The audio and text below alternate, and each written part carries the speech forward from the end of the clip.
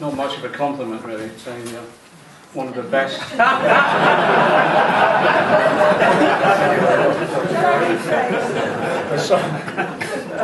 Someone just said we can't even get coordinated action opening the bloody windows.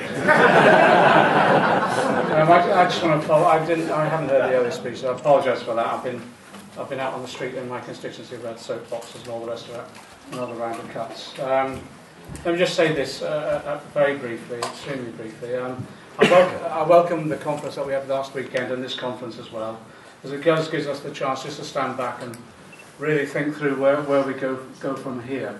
And it is about putting it in context as well, because it is a critical moment in the history of our labour and trade union movement.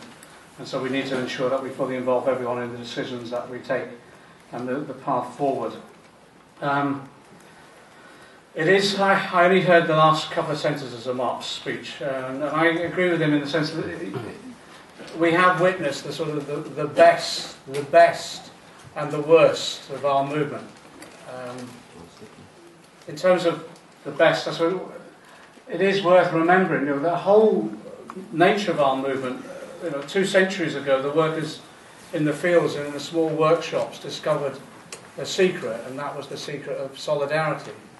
And every gain we've had in those last 2 centuries for our class has been based upon that foundation of solidarity. And it is true, all those banners and slogans of united we stand, divided we rule, unity is strength, and the one that came from Latin America, the workers united, never be defeated. They're not slogans, they are truisms. And what we saw last year, I just think, was just such a tremendous momentum, almost a tsunami of solidarity that went from the students in November right into March, and then June, and then November again. And it was, to be frank, for an archaeological exhibit like me, who'd been around since the 80s and saw what happened there. I worked for the NUM in the 1980s, and I went to the TUC and went to the GLC. I thought Thatcher almost had it in personally for me. She fucking abolished virtually everything I was doing. But having seen that, gone through that period and that acquiescence all throughout the 90s and in the early 2000s, to see that momentum build up just showed the best of our movement, and just showed you what there was out there in terms of resources. It just needed that one small spark way back in November before last of the students kicking the shit out of Millbank, and then that spark lighting all the combustible material that then brought people out in March, June, and then November. And that's the best of our movement. And it's still there. It's still there. We've just heard branch reports. It's the same all over the country.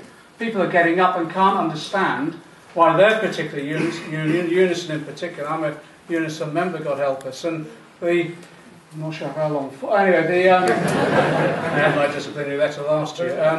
The branch meeting after branch meeting and discussions in communities cannot understand why some have settled for so little, nothing, effectively. And they're demanding further action. They're not sitting on their hands, they're demanding further action. But they want action that's going to be effective. That's the most important thing. And the other issue in terms of the best and the worst, one of the issues we learned as a movement over those 2 centuries, that we needed political representation, we need to use the ballot box, we need to take the powers of government so that we could bring about the advances for our class. And yes, we've seen the worst of political representation. And I agree with what was said before. I only caught a gist of it, which was, this is no coincidence what Ball said today. And this is the kick in the teeth of solidarity, if you like. Not only are they saying you're defeatist, but also you're defeatist at the same time. And that's what the message was today. Roll over and give up, basically, because there's no hope. Well, I think there is hope, and I think there's enormous hope. The solidarity is still there. We saw the worst of our movement in terms of the bureaucrats and the suits selling us out. But we have a small scab clique in powerful positions in a small number of unions. But the bulk of the membership still learned to understand the lesson of solidarity and are still up for that struggle. And we have a political representation that is not just given up, but is actively working on behalf of the coalition government to subject us into a further round of cuts and others. So the lesson, I think, for this coming period now is to recognise we build upon the best, we build upon the strength of what was displayed last year. We recognise that that small clique that have sold us out yet again, actually we understood they would, as someone said earlier. It's because of the nature of their incorporation. Their lifestyles reflect more the class they're meant to oppose than the class they represent. That's why they've been their political view, and the same as the representation from Bourse that we saw today, was that, you know, to gain economic credibility, they actually espousing cuts and further attacks and pay freezes and all the rest. It demonstrates that absolute capitulation to neoliberalism in their ideas, both at the top of some unions and in the leadership of the Labour Party as well. So our response is to recognise what the best is, and the best is rank and file industrial action. And that's what we're calling for now, basically. Now, I understand the debate around tactics developed around that strategy. But the issue is this, is that we all agree the strategy from here on in has got to be based upon industrial action. So the tactical discussion that has to be had now is how do we, not whether there'll be further industrial action, but how do we prepare for it, what type of industrial action, and when is the best timing. And that's the debate today. It's a comradely debate on the basis of principles of solidarity. Now, some have argued very, very clearly we need a period of time in which we need to get messages out and build that action to make it as coordinated as best we can. And we need to talk concretely today about what we think about what that timescale will be. But the most important message that comes out from meetings like this is it's not whether it will be industrial action or not. The simple issue is when and how many are with us. Now, I pay tribute to Mark and others. You just have no understanding, unless you're in some of these meetings, the personal abuse and vilification that they get, and stand firm on every occasion. They stand up to the sky.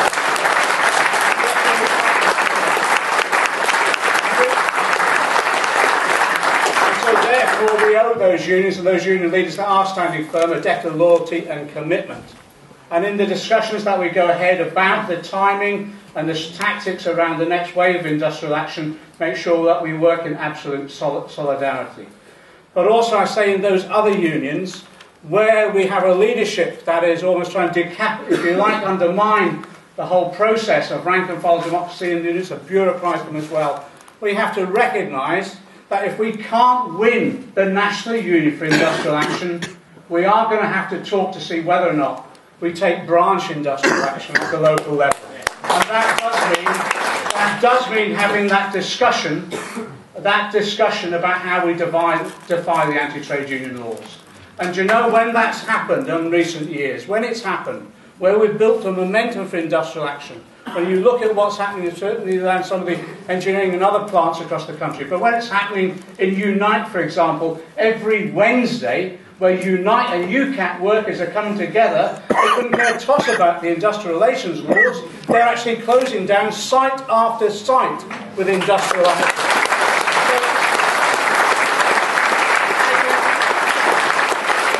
I think the message is very, very clear. To those who think we've been divided and as a result of that defeated, the momentum for industrial action continues, not just in those unions that have rejected the deal, but in the rank and file of those unions where the bureaucrats have accepted the deal and tried to sell us out. And it will not stop the momentum of coordinated action, both in those unions that are opposed officially and those ones whose rank and file are opposed at the grassroots level. We will coordinate our industrial action, we will time it, and we'll take industrial action that is the most effective. In terms of political representation, let's recognise the fact the political representation for our movement will come on the streets and on the picket lines and in the occupations. It will not come through Parliament.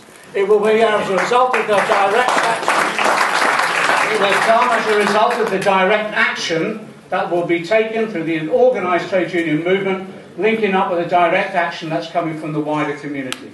Because that's where it is now. Because We can boldly go out now and say very, very clearly, yes, we'll continue the industrial campaign against the pensions issue. We will broaden it onto the anti-cuts issue. We will broaden it against the austerity programme. And we will combine, just when they think we're going to acquiesce, just when they think we're defeated, we will combine it on the basis of coordinated action, both in terms of direct action, industrial action, and yes, political action to raise the political awareness of what we're about. Because this isn't just, it was never just about pensions. It was always against the austerity programme. But it was also giving people a vision of what the possibilities are of changing and transforming our society. And we do that through what? Solidarity. Solidarity.